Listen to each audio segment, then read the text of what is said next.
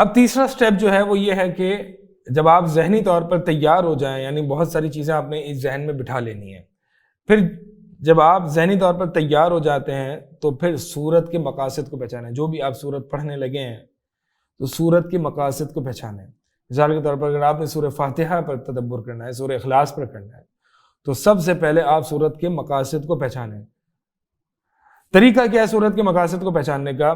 دیکھیں، ابھی ہم ایک عام آدمی کی حیثیت سے، چونکہ ابھی جو پورا تدبر کا پروسیس ہے وہ ایک عام آدمی کے لیے ہے کہ جس کو عربی اتنی نہیں آتی، جو قرآن کا ترجمہ پڑھ کے اللہ کے میسج پر غور و فکر کرے کہ اللہ مجھ سے یہاں پہ کیا چاہتا ہے، اس کے پیچھے کیا مقصد ہے. تو ایک عام آدمی کی حیثیت سے سورت کے مقاصد کو جاننے کے لیے تفسیر کی کتب کا ہی مطالعہ کرنا پڑے گا. عموماً جو تفاسیر ہوتی ہیں اس میں سورت کے آغاز میں ہی بعض مفسرین سورت کے بنیادی طور پر جو مقاصد ہیں یا جو مقاصد ہیں، جو آبجیکٹیوز ہیں، وہ ذکر کر دیتے ہیں. ٹھیک ہے، تو مثال کے طور پر جیسے کہ سورہ یونس کے کیا مقاصد ہیں کہ اللہ پر ایمان، اس کی معرفت اور ایمانیات کی معرفت، یہ مین آبجیکٹیو ہے سورہ یونس کا. اسی طرح سورہ اخلاص، اس کا مین آبجیکٹیو کیا ہے؟ صفت الرحمن. جیسے کہ حدیث میں بھی آتا ہے کہ ایک صحابی جو ہے وہ ہر رکعت میں سورت کے بعد سورہ اخلاص پڑھتے تھے. تو جب ان سے رسول اللہ صلی اللہ علیہ وسلم نے پوچھا تو انہوں نے کہا کہ میں چاہتا ہوں، میں پسند کرتا ہوں، اس میں صفت الرحمن ہے، یعنی رحمان کی صفت ہے، تو میں چاہتا ہوں کہ میں اس کو بار بار پڑھوں.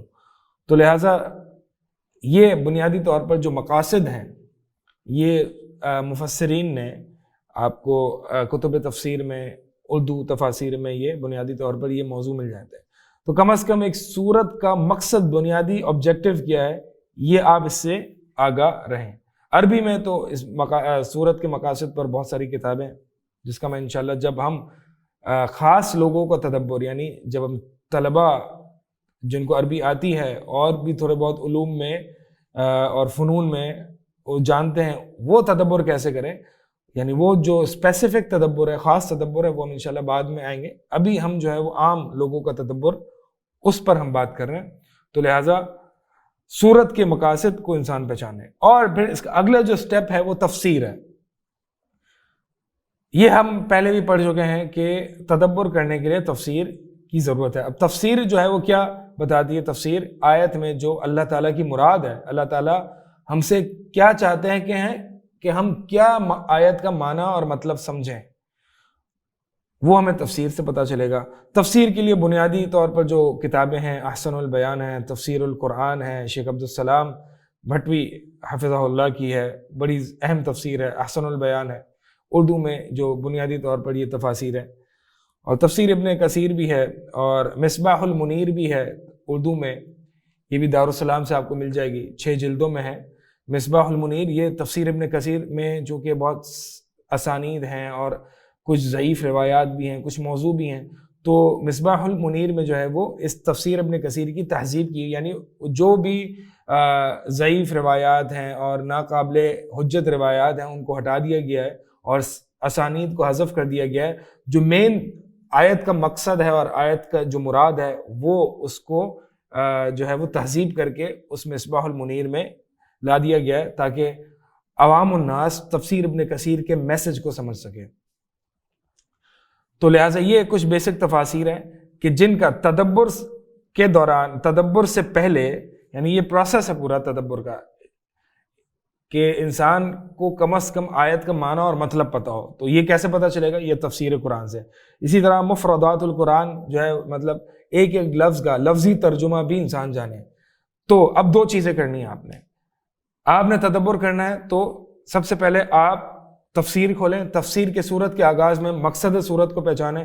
اس کے بعد جو آیت آپ شروع سے لے کر، یعنی آپ جب تدبر کریں گے تو ایک سیکوینس میں کریں گے. ایسے نہیں کہ آپ نے کوئی 20 سے آیت کھولی اور اس پر آپ غور و فکر کرنا شروع کر دیا، بلکہ کیونکہ آیات میں آپس میں ایک دوسرے کا ایک کنیکشن اور ربط ہوتا ہے، تو لہٰذا شروع ایک سیکوینس میں آپ غور و فکر کریں گے اور اس کے معنی اور میسج کو سمجھیں گے.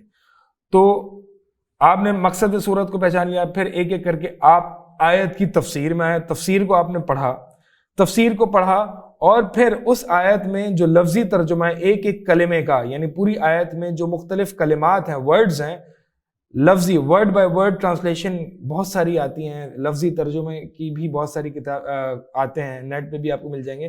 تو ایک ایک لفظ کا کیا، یعنی لفظ با لفظ ترجمہ بھی آپ پڑھیں گے اور تفسیر بھی پڑھیں گے.